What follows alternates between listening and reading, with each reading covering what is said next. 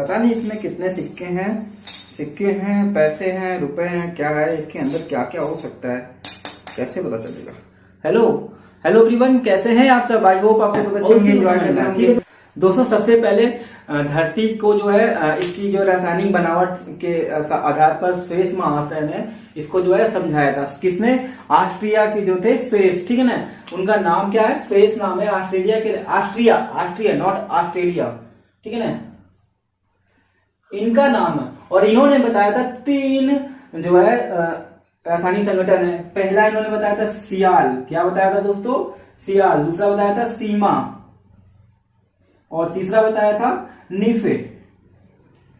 तो दोस्तों एक्चुअल में ये नाम है, इनको पूछता है कि स्पेस ने बताया था, किसने बताया था? सियाल, सीमा, नीफे, ठीक है ना। बाद में मॉडिफाई किया था आगे चल करके। भाई स्वेस जी से कहा गया, सर जी थोड़ा सा आप मॉडिफाई कर लीजिए, सियाल, सीमा, नीफे की जगह पे क्रस्ट, मेंटल और कोर कर दीजिए, ठीक है ना। तो उसको क्रस्ट और मेंटल और कोर बताया गया था। फिलहाल ये इन्होंने नाम जो रखा था, ये सबसे अधिक जो प्रेजेंट है इस लेयर में, जो चीजें जैसे आप तहरी और खिचड़ी बनाते हो तो उनमें दाल और चावल मेन रहता है, ऐसे इन्होंने कहा कि भाई सिलिका यानी बालू और एल्युमिनियम यानी ये जो एल्युमिनियम चीज है, ये जो सबसे क्रस्ट में यानी कि यहाँ पर सियाल पार्ट में सबसे अधिक है, इसका नाम सियाल रख दो। फिर आगे चलिए, तो इन्होंने कहा सिलिका अभी भी है और मैग्नीशियम भी है, ये नाम रख देते हैं। इसके और आगे चलिए तो कहते हैं निकिल और फेरस यानी लोहा है। और ये जो पार्ट है ना, ये वाला पार्ट, तो ये वाला पार्ट दोस्तों ध्यान रखना, ये पिघला हुआ नहीं है, क्योंकि टेम्परेचर बहुत अधिक पड़ता है ना, तो फिर चीजें क्या होती है? ठोस बन जाती है, ठीक है ना, समझ में आ रहा है। तो यहाँ पर ये सारी चीजें पिघली हुई चीज है, इसीलिए इसको स्टेनोस्फेयर बोलते हैं। इसी पर हमारे जो क्रस्ट तैरती हुई रहती है, और इसी वजह से क्या होता है, भूकंप वगैरह आते रहते हैं, ठीक है ना, ज्वालामुखी आती रहती है, और भी सारी चीजें अलग से जब पढ़ेंगे ना हम, कौन सा प्लेट टेक्टोनिक पढ़ेंगे तो हम समझेंगे, ठीक है दोस्तों। तो आइए, स्पेस जी को मॉडिफाई किया गया और क्रस्ट मेंटल कोर के थ्रू हम पढ़ेंगे इसको, ठीक। तो दोस्तों आइए देखते हैं किस तरीके से स्पेस जी को मॉडिफाई, स्पेस जी का जो दिया गया था सियाल, सीमा, नीफे, इसको मॉडिफाई किया गया और कहा गया नहीं थोड़ा सा सर जी और सुधार करिए। भाई हर चीज को मॉडिफाई अपडेट किया जाता है, इसको भी अपडेट किया गया। और ये अपडेशन क्या आया? तो दोस्तों ये आया था हमारा क्रस्ट, ये आया था मेंटल, और ये आया था हमारा कोर, ठीक है दोस्तों। अब क्रस्ट, मेंटल, कोर को कहा गया, तो इन्होंने कहा कि भाई हमको क्या करना है, जैसे मैंने बताया था ना कि आप बाहर निकलते हो, रोड खाली है, अचानक से तो नहीं रोड मतलब भीड़ भर जाती है, धीरे धीरे 2-4 दुकानें आती है, फिर मार्केट आती है। तो भाई एक शहर और गांव से जब जाते समय बीच का ऐसा समय लगता है कि यहाँ पे ना तो शहर होता हो ना ही गांव, तो ऐसी सिचुएशन में उसको हम क्या बोलते हैं? असंबद्धता बोलते हैं। इनके समान नहीं है कोई, ना शहर और ना ही गांव, तो इसी को हम बोलते हैं असंबद्धता। और इसी को देखते हुए इन्होंने क्या किया? क्रस्ट को भी 2 पार्ट में बांट दिया। देखना दोस्तों, क्रस्ट को 2 पार्ट में, तो अपर क्रस्ट हो जाएगा यूसी, अपर क्रस्ट, और लोअर क्रस्ट, ठीक है ना दोस्तों। और जो पार्ट बटा है, यहाँ पे एक गांव बसा दिया, मतलब बस केवल याद करने के लिए बता रहे हैं। तो ये जो पार्ट का जो यहाँ पे कंटिन्यूटी है, डिसकंटिन्यूटी है, इसको इन्होंने कौन सी कंटिन्यूटी बताई थी दोस्तों? तो कोनराड बोली थी।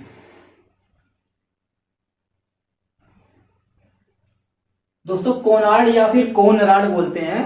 तो ऐसी डिसकंटिन्यूटी जो कि अपर क्रस्ट और लोअर क्रस्ट के बीच में होती है, इसकी डिस्टेंस जो 0 से लेकर के 30 और फिर ये 200 कहीं कहीं पे 100 दिया होता है किलोमीटर, ठीक है दोस्तों। इतने में ही, इतनी मोटाई में क्रस्ट मिलता है, ठीक है दोस्तों। अब आगे चलते हैं, मेंटल को भी क्या किया इन्होंने? अलग कर दिया, ठीक है, इन्होंने अलग किया। एक भाई अलग होता है ना, तो दूसरा उसको अलग कर देता है, ठीक है दोस्तों। एक गांव में एक साथ रहने का नियम नहीं रह गया, ठीक है ना, तो इन्होंने भी कहा कि भैया तुम भी अलग हो जाओ, हम अलग हो गए, तो इन्होंने कहा ठीक है अलग हो जाते हैं। तो भाई जब अलग किया गया, बाउंड्रीज नाम रखी गई, तो इसकी बाउंड्रीज का नाम क्या रखा गया? तो दोस्तों इसका नाम रखा गया रेपिटी,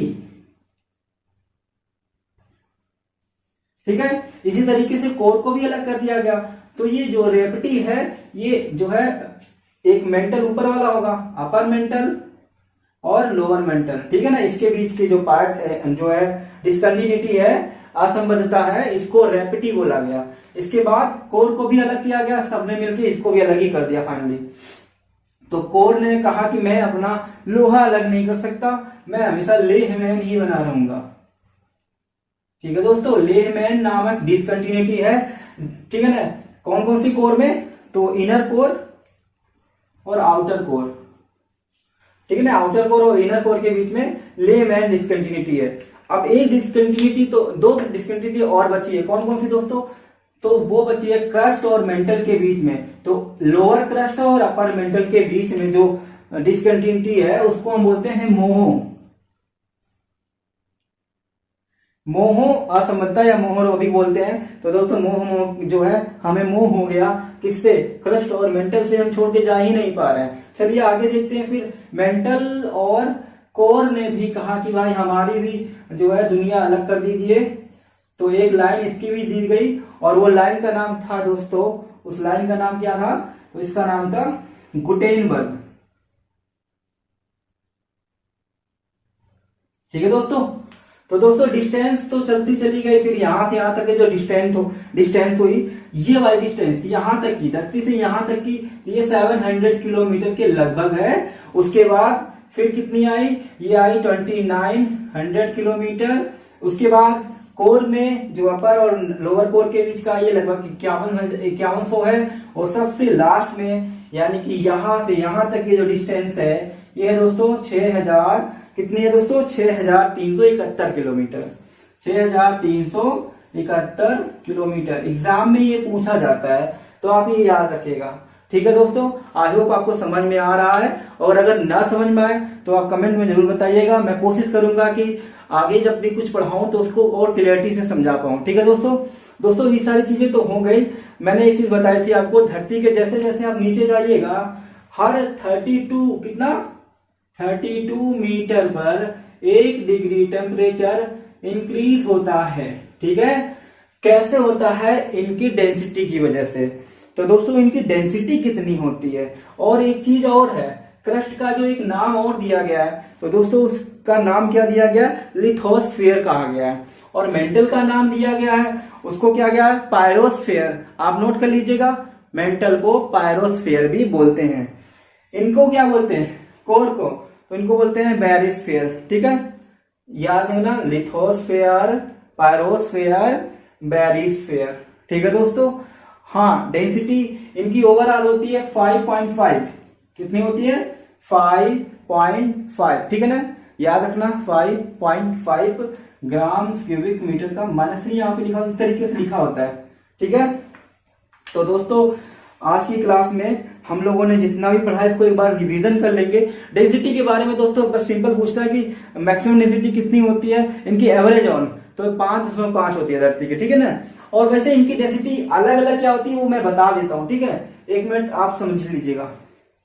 इनकी डेंसिटी क्या होती है, जो क्रस्ट की होती है लगभग 3 से लेकर 3.5 होती है। ठीक है ना, किन्हीं किन्हीं बुकों में दिया होता है 2.75 से लेकर के 2.9 तक का। ठीक है ना, ये डेंसिटी होती है। इसके बाद इसकी क्या होती है, 2.9 से लेकर के 4.7 तक होती है, 7.5 तक। ठीक है ना, और ये लास्ट होती है, ये लगभग 11 से 13 होती है। ठीक है, इन सबको अगर हम ऐड करेंगे उसके बाद 3 से डिवाइड कर देंगे तो हमारा क्या हो जाएगा, मैक्सिमम वो एवरेज वन मिलेगा, तो हो जाएगा 5.5। ठीक है ना, 5.5 जो है इसकी डेंसिटी होती है। ठीक है दोस्तों, यानी घनत्व। ठीक है, इसकी मिट्टी लेकर के तौलिए तो अलग अलग इनका अलग वेट आएगा, इनका अलग वेट आएगा, इनका अलग, क्योंकि यहाँ पे सबसे अधिक क्या है, ये ठोस पार्ट है ना दोस्तों, तो ठोस पार्ट होने की वजह से इसकी डेंसिटी सबसे अधिक है। ठीक है, और इसकी डेंसिटी क्या कम है। ठीक है ना, एल्युमिनियम वगैरह पाया जाता है, सिलिका पाया जाता है, इस वजह से इसकी डेंसिटी कम है। ठीक है दोस्तों, और ये जो पार्ट होता है मेंटल वाला, ये मेंटल वाला पार्ट जो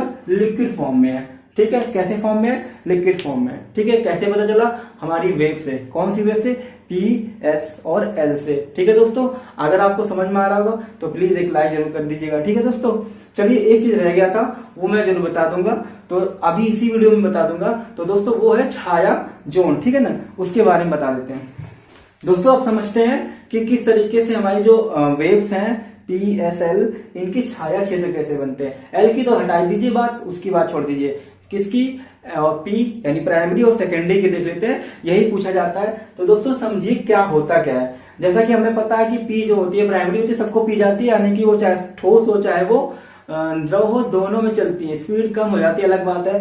तो जो हमारा क्रस्ट वाला पार्ट है यहां से वो चलेगी और बिल्कुल आ जाएगी, ठीक है। ये सारे पार्ट में क्या होगी, वो आ जाएगी, ठीक है। इस तरीके से ऐसे तो वो आएगी, पर जैसे कोर में आएगी तो दोस्तों कोर में आने का मतलब क्या है, कोर में आने से पहले उसको क्या करना पड़ेगा, यहाँ वाटर में आना पड़ेगा, क्योंकि ये दोस्तों है क्या, एस्ट्रोनोस्फेयर है और ये पानी वाला सिस्टम है, मतलब पानी नहीं सॉरी, ये तरल पार्ट होता है और तरल में आने की स्पीड कम हो जाती है। स्पीड कम होने की वजह से ये जो यहाँ पे आके इस तरीके से ऐसे हो जाती है, ठीक है ना, इस तरीके से ऐसे आती है, मतलब ये वाला पार्ट छूट जाता है, यहां से यहां तक वो नहीं आ पाती, ना ही यहां से यहां तक आ पाती है, इसलिए इसको पी शैडो जोन बोलते हैं। इधर भी क्या होता है, पी शैडो जोन बोलते हैं, ठीक है दोस्तों। और जो हमारी एस यानी सेकेंडरी वेव्स होती हैं उनका क्या है, वो तो भाई इस तरीके से आती हैं, ठीक है ना, वो इस तरीके से आती हैं, इतना बड़ा शैडो जोन बनाती हैं, क्योंकि वो ना लिक्विड में नहीं चल पाती हैं, इसकी वजह से ये पूरा वाला जो पार्ट है वो एस शैडो जोन होता है। तो पी शैडो जोन छोटा होता है और एस शैडो जोन क्या होता है, पी से लेकर के पी तक होता है, यानी पूरा इतना, ठीक है दोस्तों। अगर ना समझ में एक बार फिर से समझा देना है।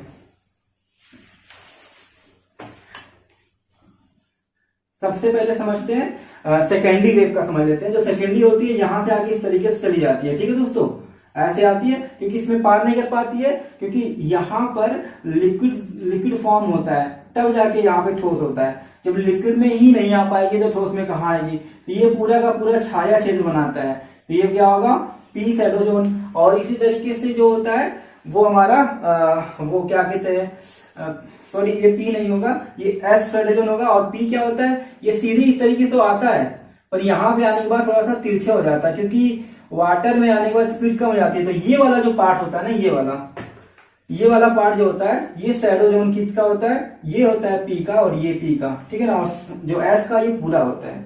आई होप आपको समझ में आया होगा दोस्तों, ठीक है दोस्तों। अगर आपको समझ में आया हो तो एक बार वीडियो को लाइक जरूर कर दीजिएगा, सब्सक्राइब और चैनल को जरूर करिएगा और शेयर जरूर कर दीजिएगा, ठीक है दोस्तों।